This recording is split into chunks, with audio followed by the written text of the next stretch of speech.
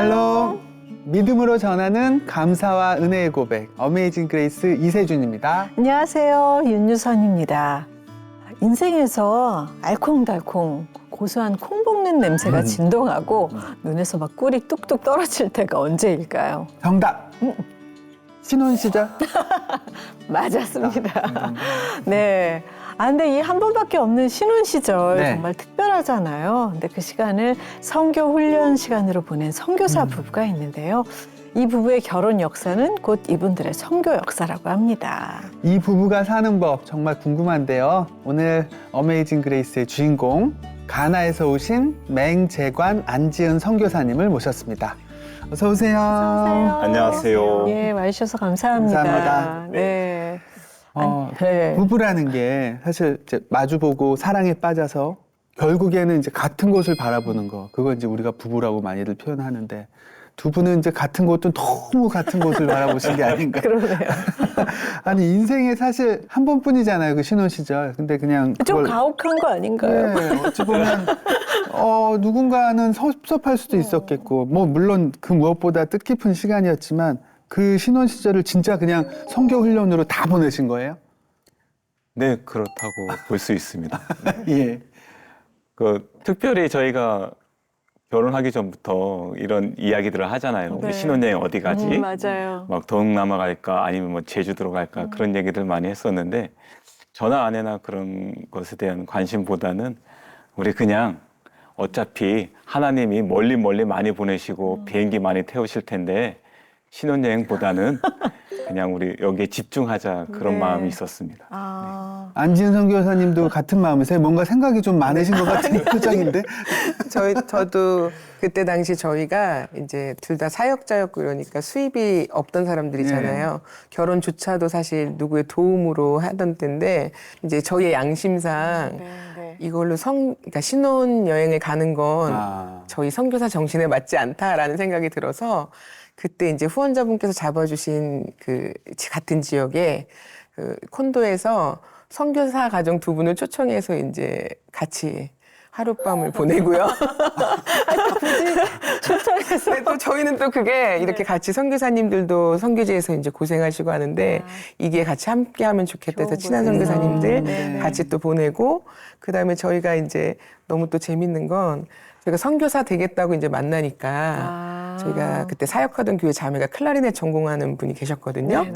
했더니 또 본인께서 스스로 선곡을 미션의 그 미션 영화 아시죠? 가브리엘 소고. 네, 넬라 판타지아 축가로 해주셔가지고 그 결혼식장에서 아마 넬라 판타지아 그 미션 곡이 울린 너무 장엄하네요. 울린 커플은 저희밖에 없지 않을까 축가로 해서 그렇게 시작하고 또 신혼여행도 가지 않고 그래서 주변에서 너무 많이 만류했어요. 네. 너무 감사하게 지금까지 한 번도 후회한 적이 없고요. 정말 비행기는 너무 지겹도록 타잖아요. 그리고 항상 이 모든 좀 피곤하긴 해도 모든 여정이 항상 여행같이 예. 그래서 원 없이 여행 다니는 것처럼 살고 있어서 너무 후회하는 일은 지금까지 없어 너무 감사해요. 네. 어떻게 선교사를 처음에 꿈꾸셨는지 맹선교사님 말씀해 주세요. 제가 2002년도에 그 여름 캠프, 선교 여름 캠프 참석을 해가지고 네네. 그때 선교하시는 하나님을 본 거예요. 만난 거죠.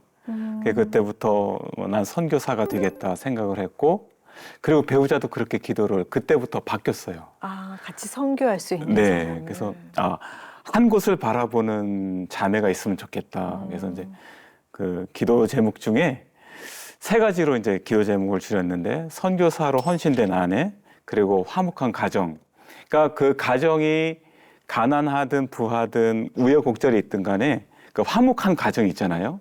그리고 아내를 위해서 기도하는 어머니가 있었으면 좋겠어요. 그런 마음을 늘 품고 있었는데 제가 그 인사드리러 갔을 때 어머님 이렇게 뵙잖아요. 그리고 그날 지방이었기 때문에 자야 됐었어요. 근데 그 다음날 아침에 일어났는데 어머님이 정해진 시간을 정해놓고 기도를 하시는 거예요. 근데 제 마음에 감동이 있었어요. 야, 하나님 이 작은 자의 기도를 들어주셨구나. 그래서 이 자매구나.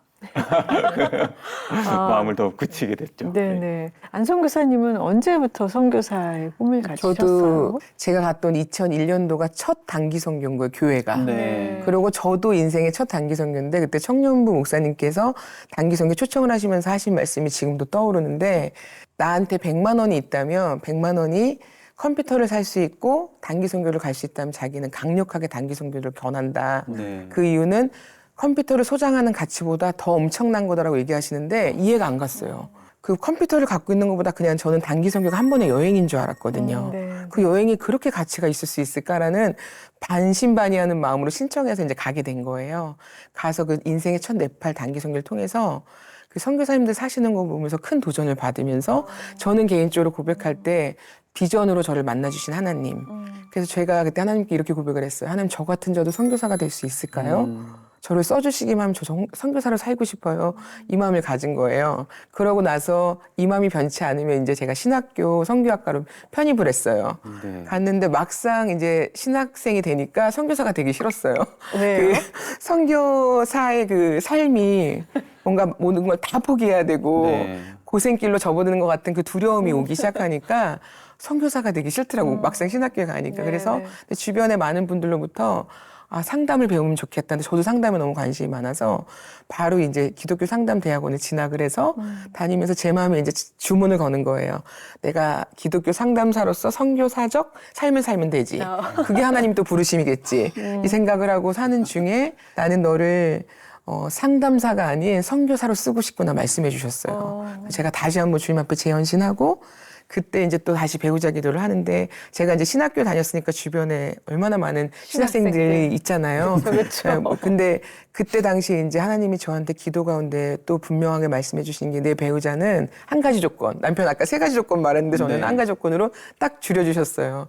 선교의 부르심과 소명에 확신인 사람이면 내게 충분하다. 그래서 제가 그 선교사 되는 사람만 찾은 거예요. 그러다가 이제 그런 와중에 남편을 저희가 섬김이로 이제 그 한 자리에서 만나면서 남편의 그 나의 복음이 실려 있는 그 고백을 또 보게 됐어요. 이렇게 하나님 앞에 선교와 부르심에 순종된 사람 어떤 사람일까라는 이제 그 가운데 만나서 네. 만약에 선교사의 비전이 없었으면 안 만났을 것 같아. 아니, 이런 또 배우자 기도는 처음 들어봐요. 그러게요. 세상에. 아주 심플하네요. 예. 네, 그래서 말씀하신 2001년, 2002년 이때는 이제 대한민국이 그 월드컵의 네, 열기로 네, 엄청 네, 뜨거울 네, 때인데 맞아요. 더 뜨거운 귀한 영혼들이 막 한편에 또 있었네요. 근데 우리 맹성교사님은 그 강원도 산골에서부터 신앙이 시작이 되었다고 얘기를 들었는데 그 얘기도 좀 해주세요. 저희 어머님이 되게 신앙이 깊으셨어요. 예. 그리고 저희 시골이 굉장히 산골인데 말씀하신 대로 어디예요? 강원도 홍천 내면이라고요. 아, 네. 홍천은 굉장히 익숙한데 내면 홍천에서 그 동해로 넘어가다 보면 그 태백산맥이 있잖아요. 네, 네. 태백산맥 깊은 산골에 있는 마을이에요. 이 교회 얘기를 하면 제게도 은혜가 되는데 10년도에 그 미국에서 파송된 선교사님이 이 마을에 방문을 하셨는데 한겨울에 길을 잃으셨어요.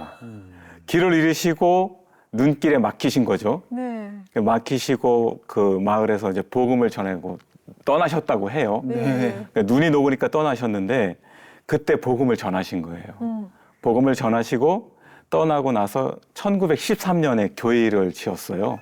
마을 분들이. 근데 이 마을이 보통 옛날 시골 마을들이 다 그 토속 신앙이 깊었잖아요. 그렇죠. 네, 네. 그래서 마을 어르신들이 예수님을 믿고 변화되어서 그 섬기던 선앙당 나무를 베어서 그 나무로 교회에 대들보를 올리셨다고 해요. 어머나. 그게 진짜 옛날에 엄청 상징적인 일이잖아요. 네. 그렇죠. 그 나무를 베어 더구나 교회 대들보를 그래서 이제 그 나무를 베어서 그 대들보를 해서 교회를 지으시고 계속 신앙을 유지를 하셨죠. 그리고 저희 어머님의 외조모를 통해서 계속 신앙이 전수되었고 저에게까지 신앙이 왔죠. 네. 어머님이 그때는 어렸을 때인데요. 굉장히 심하게 신앙 훈련을 시키셨어요. 아드님을. 저희 선교사님을. 어떡해요? 네. 저희 형제들을요. 저희 형제들 만약에 교회를 안 간다. 큰일 나죠. 그날은 이제 매를 맞는 날이에요. 예. 실제로 매를 때리셨어요.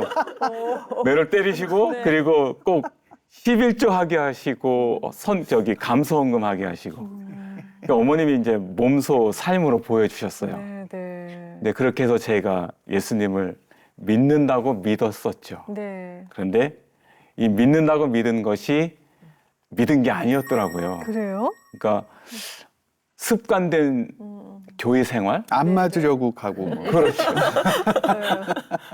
그렇게 이제 예수를 믿다가 정말 예수님을 만난 것은 나이 30대 만났어요. 네.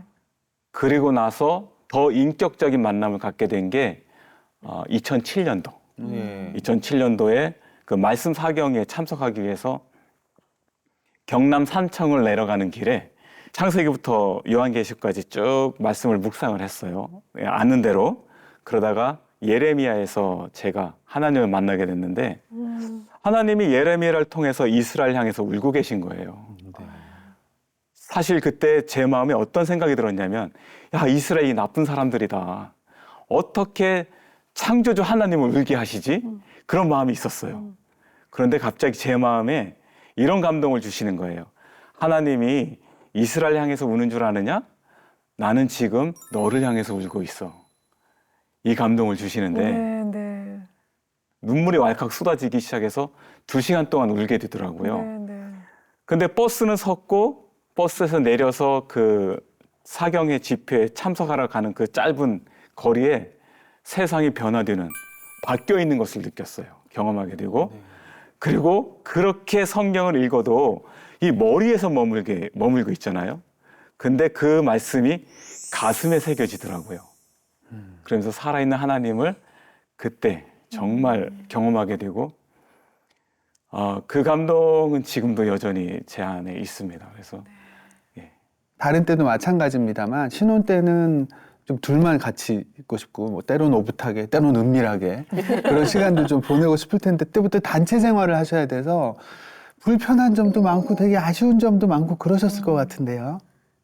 그냥 다른 거보다는 항상 이제 무슨 사역자분들이 다 하나의 코스라면 코스인 게 재정적인 어려움들이 되게 컸죠, 사실은. 그 단칸방마저도 교회가 이제 저희를 사례비 거의 없이 방을 하나 잡아주고 사역하는 조건으로 이제 방을 하나 잡아준 거였어요. 저희서 거기 전주까지 왔다 갔다 하면서 지낼 때 때로는 이제 그 사례비가 거의 없고 단칸방이니까 전주에 훈련 받으러 가면 돌아오는 차비가 없이도 그냥 갔어요. 네. 가면은 그 정말 하나님이 또 너무 섬세하시게 또 공급해 주신 거는 마지막 날 금요일 날 이제 다들 집으로 돌아가거든요. 근데 그날 누가 방 밑으로 누군지 몰라요. 근데 방 밑으로 누가 봉투를 넣고 가는 거예요. 그런 일들을 또 경험하고 네네. 또 이제 그리고 저희가 국내훈련 바울선교는 6개월을 마치면 또 허입된 사람들이 다시 이제 해외훈련 8개월을 다 같이 가서 그때는 자녀구 모두가 다 한 공간에서 8개월 훈련을 받아요. 네. 타문화 적응 훈련을. 그때도 또 이제 그 오롯이 이제 저희의 모든 들어오는 재정은 바울선교 계좌로 돌리고 바울선교에서 이제 훈련생한테 주는 한 달에 이제 1인당 120불 용돈이 있는데 거기서 헌금 떼고 또 뭐 기수별 회비 떼고 못 떼고 이러면 매달 이제 그 240불 안에서 항상 저희가 이렇게 우리가 신혼인데 이번 달에 우리가 스타벅스 데이트를 한번 하자. 근데 그게 안 되는 거예요. 그래서 이제 저희가 스타벅스 데이트도 진짜 단 한 번도 못 했고요. 재밌는 에피소드 하나는 이제 그 재정이 그 정도잖아요. 근데 남편이 그때 바울선교회 훈련생들은 매일 족구를 했어요. 남자들이. 가져간 운동화가 다 다른 거예요. 그래서 운동화를 사러 가야 되는데 그 이미테이션 파는 그런 데 있잖아요. 그런 데를 시장에 갔는데 15,000원 주고 그때 당시에 무슨 아디다스 그거를 샀어요. 네, 네. 했는데 그 이미테이션 아디다스를 예, 예. 샀어요. 짝퉁 네, 신발. 짝퉁이라고 하는데 그래서 샀는데 그래도 아디다스 하려고 신었는데 정말 지우개로 만든 줄 알았어요. 한 3번 신었는데 다 다른 거예요. 밑에가 구멍이 동전만하게 나는 거예요. 그래서 이제 그래서 저희가 그때 이제 제가 다시 그때 아기 가지면서 뭐 출산하겠다고 나오면서 남편한테 모았던 용돈을 가지고 모아서 지금도 기억나는 게 그때 5만 원짜리 축구화를 사줬어요. 엄청 큰 거를. 헤어지는 선물로 3개월 동안 헤어져 있는다 이러고 그게 좀 기억이 나더라고요. 그래서 근데 그 시절도 저희는 그게 뭐 고생이니 뭐 이런 상처 이런 게 하나도 없이 모든 순간이 다 너무 행복하고 아름다웠다. 네, 그래서 너무 감사했던 시절이었던 것 같아요. 네. 불가능한 얘기긴 하지만 제 휴대폰에 커피 쿠폰이 좀 있는데 그 당시로 돌아가서 좀 보내드리면 뭐 여러 가지 난관이 있습니다만 좀 그렇게라도 드리고 싶네요, 진짜. 네, 진짜. 예. 아, 진짜 세상에서는 생각할 수 없는 행복이네요. 두 분의 그 신혼과 예, 행복은 예. 정말 하나님이 함께 하셨기 때문에 그 모든 순간이 더 아름답게 기억되시는 것 같은데 그렇게 다 아름다운 일만 있었을까요? 이 그렇진 성교 않죠. 훈련. 네, 뭔가 그렇지 않은 어려움도 있으셨을 것 같은데요. 저희가 이제 그때 제가 다낭성 난수증을 앓고 있더라고요. 결혼하고 나서 보니까 그 난임이었어요. 그래서 임신이 어렵고 네네. 이제 호르몬 치료를 해야 되고 이런 상태에서 제가 필리핀 훈련을 갔는데 어느 날 아침에 임신 2줄이 뜬 거예요. 너무 감사하잖아요. 네. 그래서 그러니까 입덧도 심하고 저 남편이랑 아까 떨어졌다고 말씀드렸잖아요. 떨어졌던 이유가 이제 출산을 준비하러 32주 전에 비행기를 타야 되니까 네. 제가 이제 한국을 나온 거예요. 근데 그때 저희가 훈련원에 있으니까 훈련은 스케줄상 또 여러 가지 상황상 병원을 자주 갈 수가 없었고 병원을 2번 정도 딱 갔는데 7개월 좀 넘게 동안요. 그때 그게 임신 초음파가 아니라 한국 선교사님이 하시는 병원에 복부 초음파를 가지고 이제 아기를 본 거예요. 근데 그때마다 그 의사 선생님 되시는 선교사님 사모님께서 이 집 아기는 맨날 자 이러는 거예요. 아이의 건강 상태까지 예, 근데 이제 수가 항상 없죠. 자네 이러셔서 2번 그런 줄 알았어요. 근데 저도 첫 임신이니까 이 아이가 뭐 잘못됐거나 예, 생각도 못했고 그래 그런 상태에서 이제 출산하려고 이제 딱 나가서 한국 병원은 시설이 좋잖아요. 딱 누웠는데 화면에 제가 27주 차인가 8주 차에 나갔거든요. 화면에 13주 4일이라고 딱 적혀 있는 거예요. 저는 순간 그 화면이 잘못된 줄 알았어요. 저는 28주차에 나왔기 때문에. 그랬는데 그런 상태에서 그 의사 선생님이 저희 그 모교의 집사님이셨는데 말씀을 못 하시는 거예요. 그러더니 이제 나중에 하시는 얘기가 지금 이머전시라고 응급 상황인데 자기 여기 제천에서는 제가 고향이 제천인데 지방에선 감당할 수 있는 병원이 없어서 종합병원이나 이제 큰 병원으로 가야 되는 소견서를 써주시겠다 그래서 응급으로 갔더니 그 담당 의사 선생님이 안 믿으시는 거예요. 왜냐하면 그 전에도 저희 기록이 다낭성 난소증후군으로 난임이고 하고 있으니까 임신 날짜를 모르는 거 아니에요? 이러면서 저 알고 있다, 임신한 날짜 알고 있다 그랬더니 그렇다면 지금 너무 심각한 데서 이제 뚜껑을 열어보니까 아이가 3개월 반 동안 이제 그 자궁에서 부식이 된다는 거예요. 그래서 이제 지금 이제 유도분만제를 맞고 한 다음에 해야 된다 이렇게 얘기를 하셔서 저는 이제 근데 사실 그때까지 눈물이 안 났어요. 그래갖고 이제 그날 저녁에 하고 마지막까지 이제 수술하는데 깨끗하게 할 수가 없대요. 그러면 그 자궁 유착으로 오는 것 때문에 출혈이 심해지면 이제 심각해진다. 그래서 다음번에 한번 보자 그러고 이제 그렇게 하고 병원에 입원해 있는데 그때까지 눈물이 안 났거든요. 근데 이제 병원에 흔한 포스터 있잖아요. 그 엘리베이터에 산모가 아이를 안고 있는 거. 근데 그걸 딱 이제 다 모든 과정을 거치고서 그걸 딱 며칠 뒤에 보는데 제가 그 흔한 것을 하나님 제게 허락하시지 않았다고 생각하니까 너무 슬픈 거예요. 그래서 그러고 나서 이제 일주일 입원하고 집으로 와서 남편은 필리핀에 있었고요. 네. 잠깐 이제 수술 받았을 때만 잠깐 왔다가 들어가고 몸이 좀 힘들거나 하지도 않으시고 좀 증상은 조금 있었어요. 근데 그게 첫 번째 임신이니까 크게 뭐 오진 않았고 그래서 이제 운동을 한다고 이제 주변을 걸으면서 하는데 하나님 앞에 계속 의문이 났어요. 왜냐면 그 중에 하나가 하나님 제가 선교 훈련 받겠다고 그렇게 훈련 받은 건데 왜 저한테 이런 일이 있을까요? 라는 게 너무 그게 해소가 안 되는 거예요, 제 안에. 그러니까 주님이 말씀해 주시지 않으면 제 안에 너무 답을 찾기가 어려운 거예요. 그래서 이제 그러던 중에 주님이 어느 한 날 제게 말씀하신 게 요나서 말씀을 보여주시는 거예요. 마지막 장에 이제 요나가 니느에 하나님 보내신 것 때문에 화가 많이 나고 그다음에 이제 박넝쿨 밑에서 쉼을 누리고 있는데 하나님이 그 박넝쿨을 벌레를 이용해서 다 없애버리셨잖아요. 그래서 화가 더 났잖아요. 그러면서 마지막에 하나님께서 네가 박넝쿨 하나로 이렇게 슬퍼하냐. 이 느느의 좌우를 분변하지 못하는 자가 12만 명이 가축부터 얘기를 하시면서 요나서가 클로징이 되잖아요. 너는 한 번도 본 적도 없고 만져본 적도 없는 아이로 그냥 이렇게 슬픈데 이 땅에 나를 모르고 죽어가는 백성들이 얼마나 많은지 네가 아냐고 내 마음이 너무 슬프다라고 얘기하시는 게 저한테 그게 좀 너무 큰 위로가 되더라고요. 그래서 주님의 마음을 부어주시려고 네. 이 시간도 활용해 주시는구나 해서 좀 감사가 돼서 정말 원래 하나님이 하시는 방법들이 그렇잖아요. 주님이 말씀해 주시면 이제 그 다음부터는 그냥 끝나는 거니까 그래서 그게 참 은혜가 되고 그리고 하나님 앞에 이제 그런 위로를 받고 그게 참 5월이었고요. 8월에 파송을 받았고요. 10월 말에 저희가 가나를 들어갔거든요. 네. 이제 아이가 없이. 네. 그래 가서 아까도 말씀하신 것처럼 저희는 가나 가서도 계속 신혼이었어요. 아이가 없었으니까 그쵸. 계속 신혼생활처럼 그렇게 이제 지냈습니다. 그 당시에 이제 필리핀에 계실 때 그 소식을 전에 그렇죠. 들으셨을 거 아니에요? 그 마음이 어떠셨을까요? 훈련 중인데 훈련 원장님이 저를 부르시더라고요. 그러면서 이 소식을 전하는데 그때는 아무 말도 못했어요. 그래서 이제 그 예배당 가서 앉아서 기도하는데 정말 기도가 안 되는 거예요. 기도 안 되고 아무 생각도 안 났죠. 아내도 걱정되고 또 아이가 잃었다는 그 상실감이 있잖아요. 그렇죠. 그때는 정말 힘든 시간이었습니다. 음. 아내 걱정이 많이 됐죠. 아내가 되게 밝아요. 네.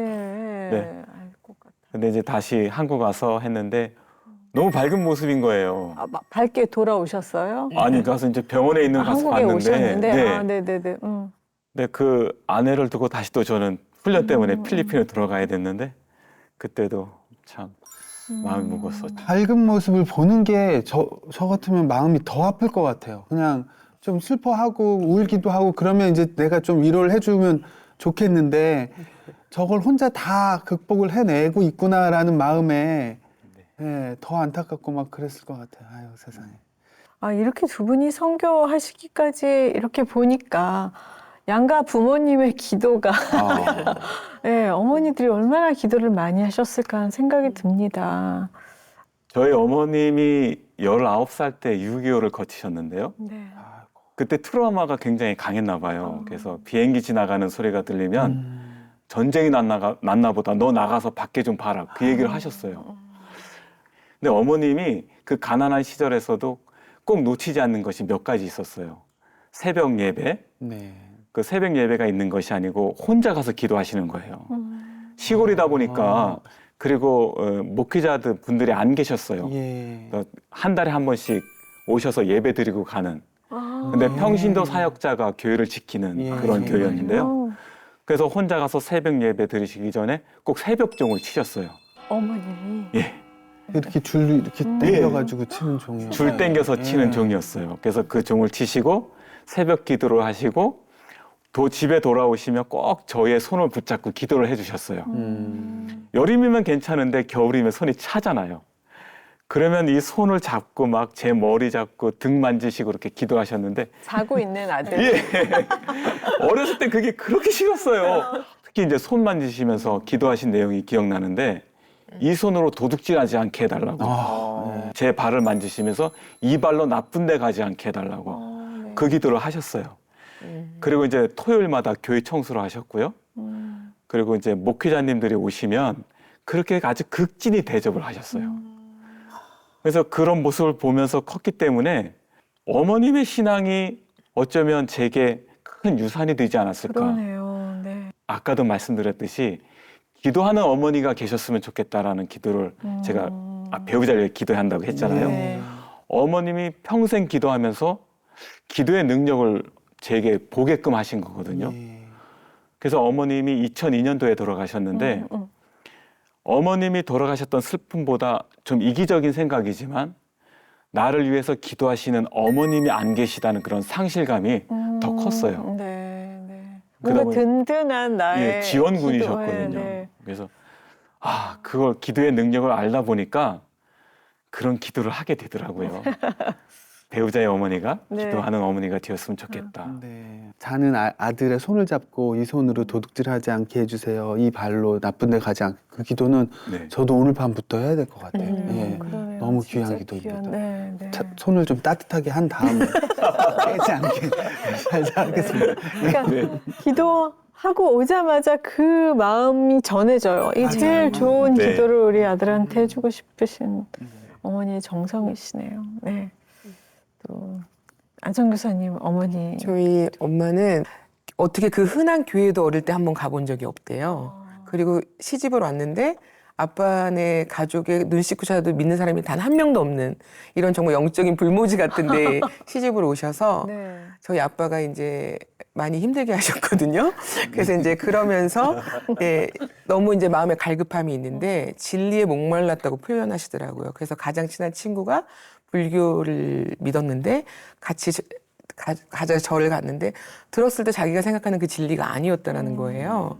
그래서 또 다른 친구가 이제 독실한 크리스찬이었는데 거기 교회를 가서 듣는데 자기가 원하던 그 복음의 말씀이 자기가 원하던 진리였다는 거를 네, 네. 그때 깨달으면서 이제 그때부터 교회 나가기 시작하셨는데 그때가 제가 7살 되기 전이고 동생이 이제 저보다 4살 차니까 어리고 이렇게 더 어렸나? 아무튼 그렇게 가서 저희가 모태신앙은 아닌데 모태신앙 같은 유년시를 보내면서 신앙생활을 했어요. 근데 저희 엄마가 또 한 번 하시면 되게 열심히 하시는 분이시거든요. 그래서 그때부터 이제 가정을 위해서 기도하고 자녀를 위해서 기도하시면서 믿음 아니고는 이제 버틸 수 없는 환경에서 이제 믿음으로 이제 이겨내시려고 이제 많이 몸부림치시면서 신앙생활을 하셨어요. 근데 그러던 와중에 이제 아빠랑 사시는 것이 이제 많이 공고하고 힘들 때 어릴 때부터 저한테 이제 하시는 말씀이 배우자는 반드시 같은 곳을 바라보는 사람을 만나야 된다. 귀에 딱지가 들어오고 말씀하신 거예요. 왜냐면 엄마의 이제 고충은 아빠랑 엄마가 같은 곳을 바라보지 않는 데서 오는 거가 너무 크시니까 항상 믿음의 같은 곳을 바라보는 사람을 만나야 된다. 그걸 이제 얘기해 주셨어요. 그래서 네. 이제 그러는 과정에서 이제 정말 많은 사람들이 하는 질문이 엄마에게도 저에게도 저희는 이제 남매가 다 이제 선교사로 나오니까 네. 그러니까 그러면 부모님은 어떻게? 이 얘기 제일 많이 하시고요. 엄마한테는 자녀가 더 선교사 나가 있으면 어떻게 살아? 이 얘기를 되게 많이 하신대요. 저도 많이 듣고요. 근데 엄마는 이제 지금도 여전히 새벽 예배 하시고 그다음에 8시부터 9시까지 열방을 위해서 기도하는 시간을 또 기도를 하시면서 그 시간을 지키고 계시는데 지금도 여전히 이제 항상 말씀하시는 건 우리 같은 집안에서 선교사가 둘씩이나 난 거는 가문의 영광이다. 이렇게 생각하시면서 네. 하나님 앞에 너무 감사하시거든요. 왜냐하면 영적인 불모지 같았던 이 가정에 정말 이 나사렛 선한 것이 나겠느냐고 하신 말씀처럼 이 영적인 불모진 가정에 선교사가 둘씩이나 나서 인생은 고달프지만 이한 고달픈 거 하나님의 영광을 위해서 고달픈 게 훨씬 고귀한 삶이다라고 말씀하셨거든요. 그래서 그런 길을 갈 수 있는 자녀가 있다라는 걸 너무 영광스럽게 생각하시면서 아프리카뿐만 아니라 이제 열방을 위해서 기도한 시간들을 갖고 계시거든요. 네. 앞서 언급해 주신 4살 차이 나는 그 남동생 네. 그분도 선교사님이 되신 네, 네. 거예요. 어디 아프리카 어디 계세요? 저희랑 같은 가나에 있어요. 네. 같이 계세요. 네. 자녀가 2분이셨던 건가요? 네네. 둘 다 지금 아프리카에 네. 가 있는 거잖아요. 대단하시다. 예.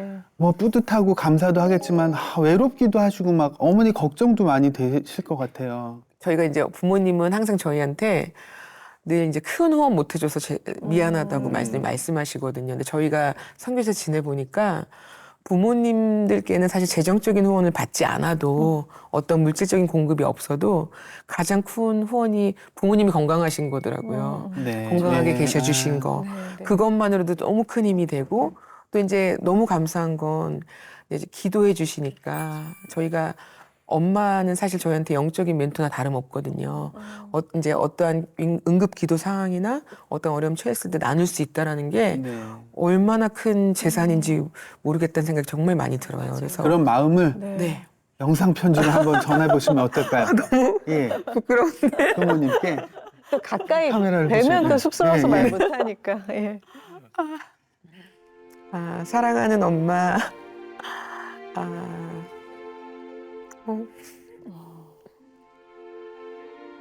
늘 감사드립니다. 열방을 위해서 기도해 주시고 또 저희를 또 이렇게까지 길러주시느라고 너무 많은 고생하신 거 잘 아는데 또 그에 흡족한 날로 살지 못해서 죄송할 때도 많아요. 자주 뵙지는 못하지만 항상 마음속에 엄마가 있고 또 그 감사한 마음 또 주님께 올려드리면서 각자 있는 곳에서 건강하고 행복하게 살기를 저도 기도하겠습니다. 엄마 사랑해요. 우리 안성교사님은 이제 영상 편지를 이제 보실 수 있는 어머님이 계시지만 우리 맹성교사님은 어머님이 하늘나라에 계시잖아요. 우리 하늘나라에 계신 어머니께 또 한 말씀 해주시면 좋겠어요. 어머님 생각하면 늘 어머님의 삶이 가난하셨거든요. 음. 그래서 어머님이 늘 자주 입버릇처럼 하신 말씀이 예수님 나 좀 데려가, 그 말씀을 많이 하셨어요. 얼마나 공고하셨으면. 네. 어머님이 돌아가셨을 때 많이 아프셨어요.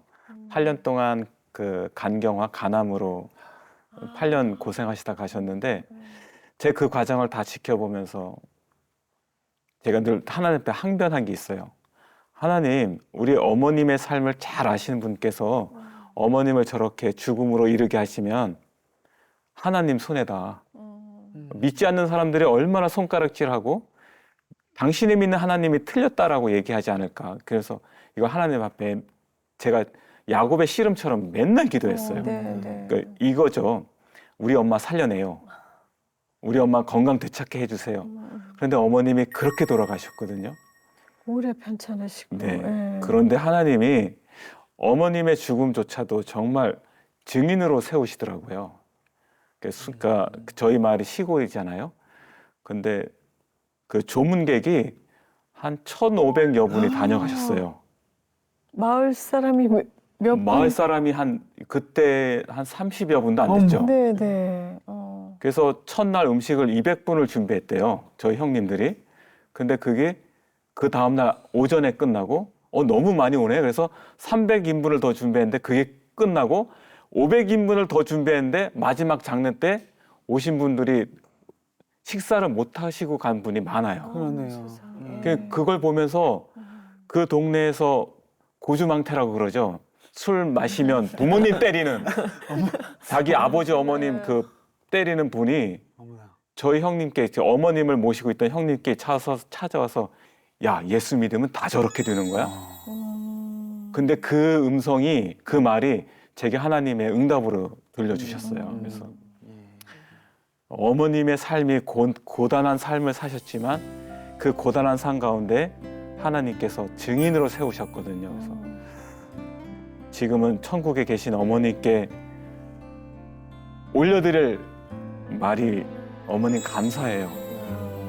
제 기도에 8년의 기도에 어머님의 죽음으로 응답해 주셨네요. 라는 말씀을 드리고 싶습니다.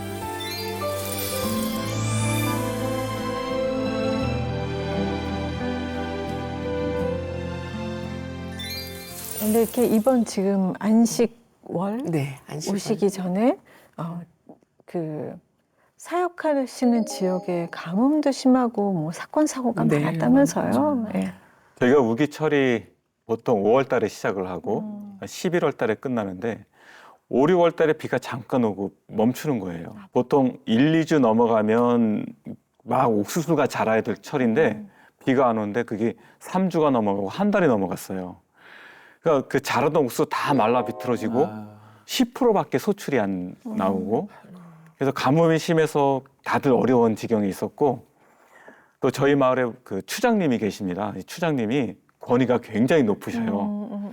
이 추장님이 돌아가시면서 추장 다음 승계 자리를 놓고 이렇게 마찰이 빚어졌어요. 아, 네. 이걸 분쟁을 해결하기 위해서 군인이 오고 경찰이 들어왔어요. 그 정도로요. 네.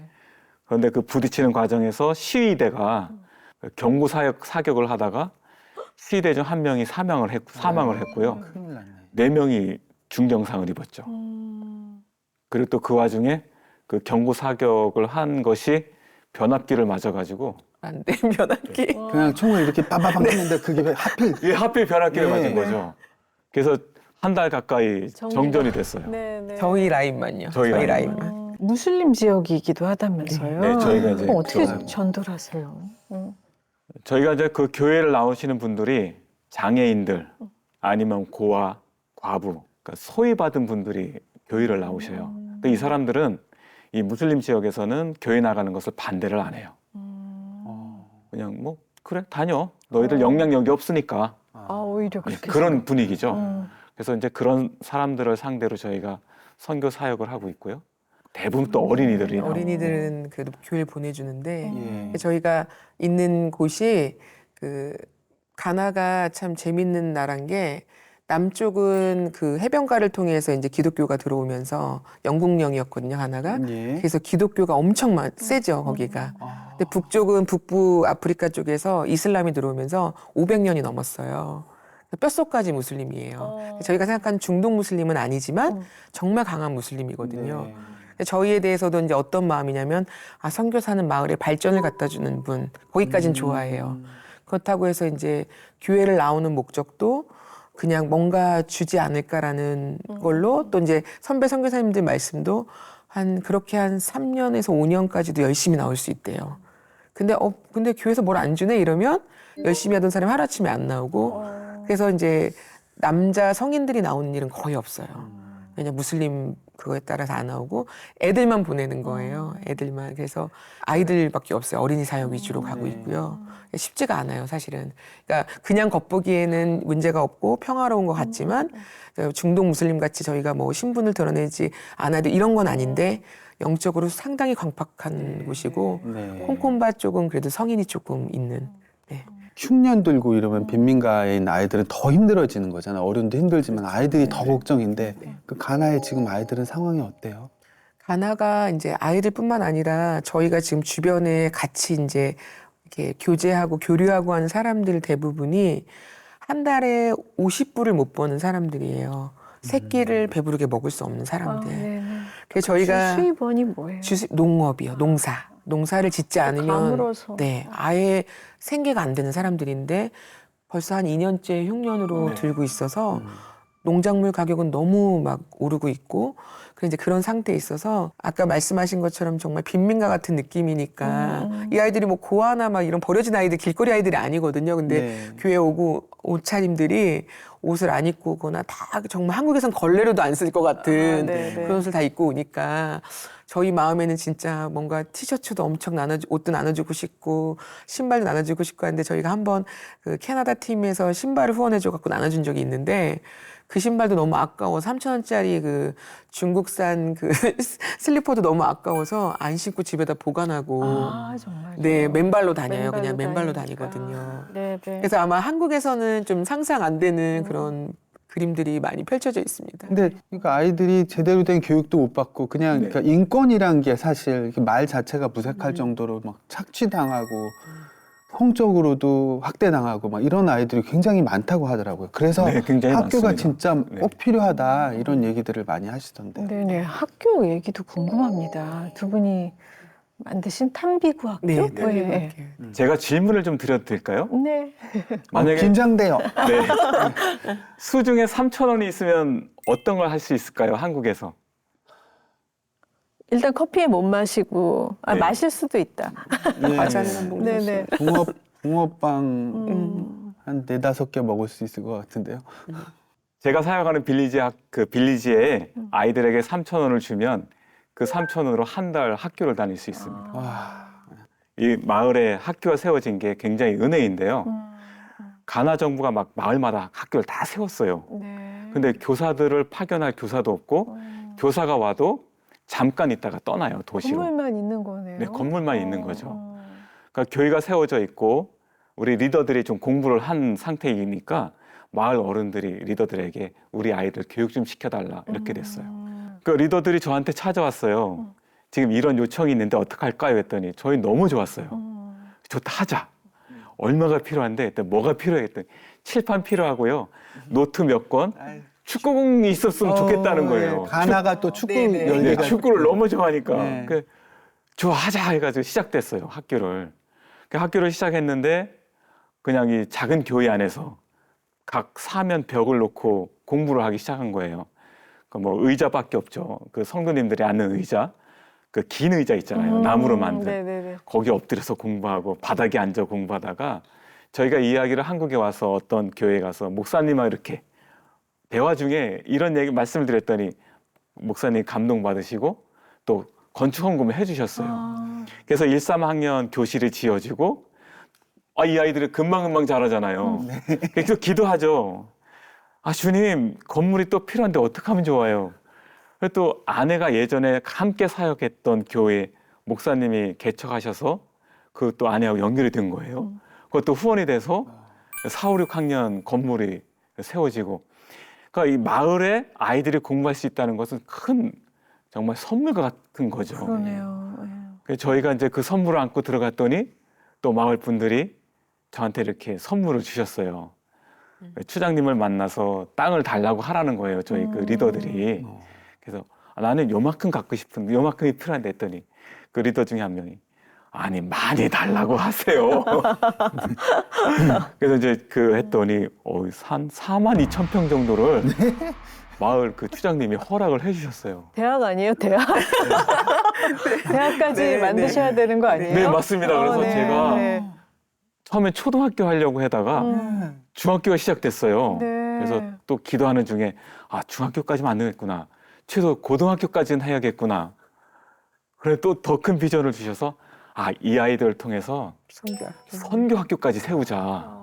그래서 거기까지 지금 그 비전이 그려지고 있습니다. 네. 와, 아이들이 몇 명이나 있어요? 현재 지금 130명 공부하고 있습니다. 네, 와.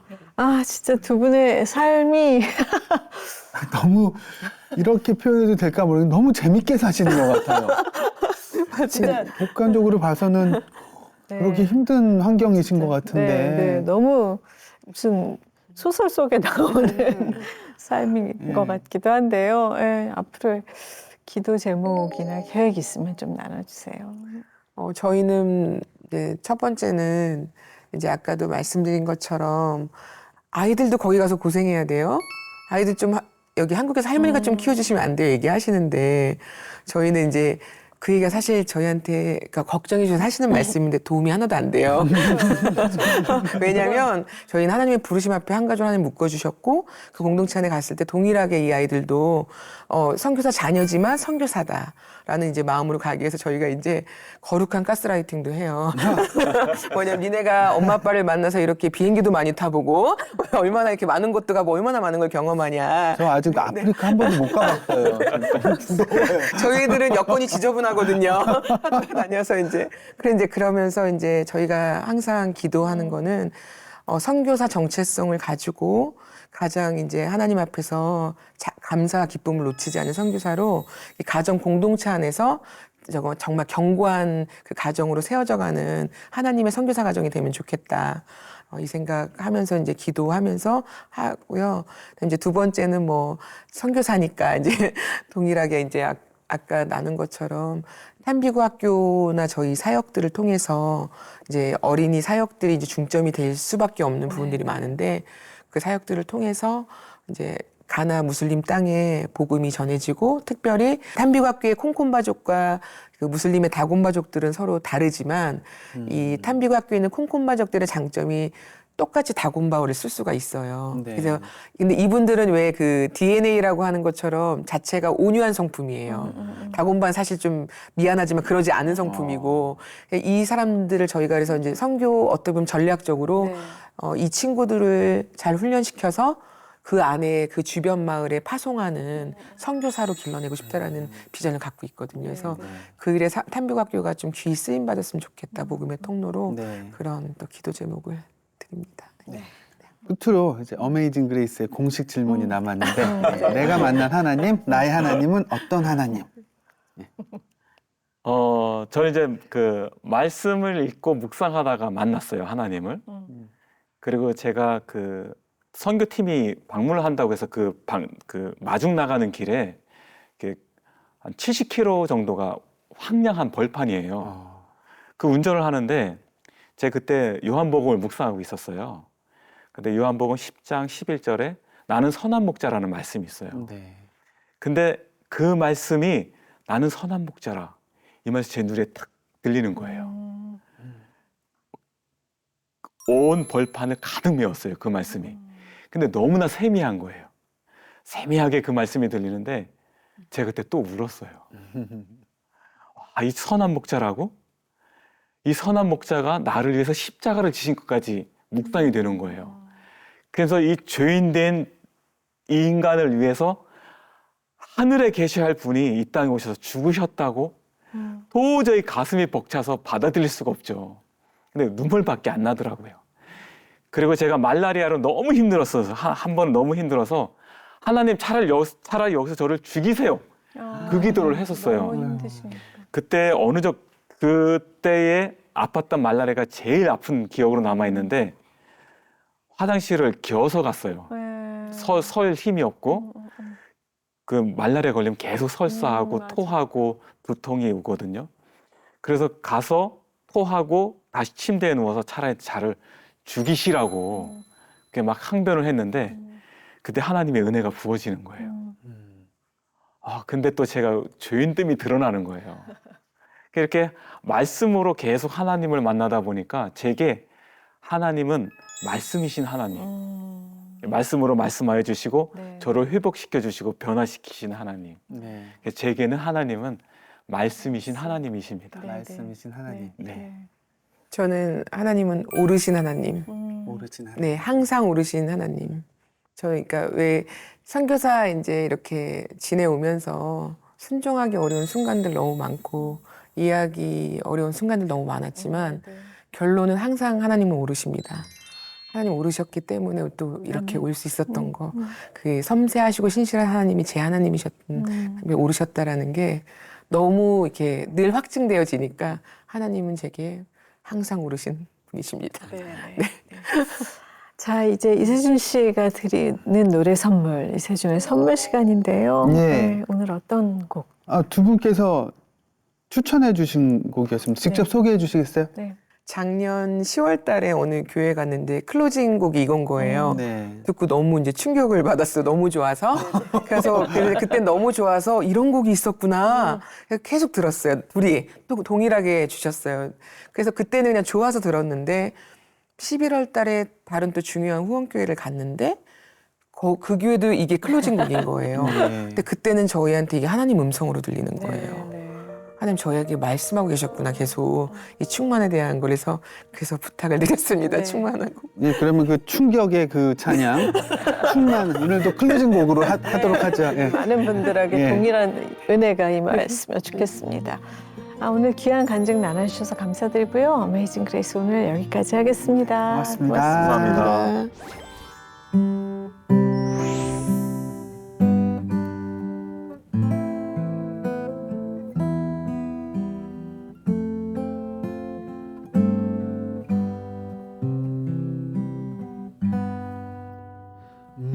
무명이어도 공허하지 않은 것은 예수 안에 난 만족함이라. 가난하여도 부족하지 않은 것은 예수 안에 오직 나는 부요함이라. 고난 중에도 견뎌낼 수 있는 것은 주의 계획 믿기 때문이라. 실패하여도 일어설 수 있는 것은 예수 안에 오직 나는 승리함이라.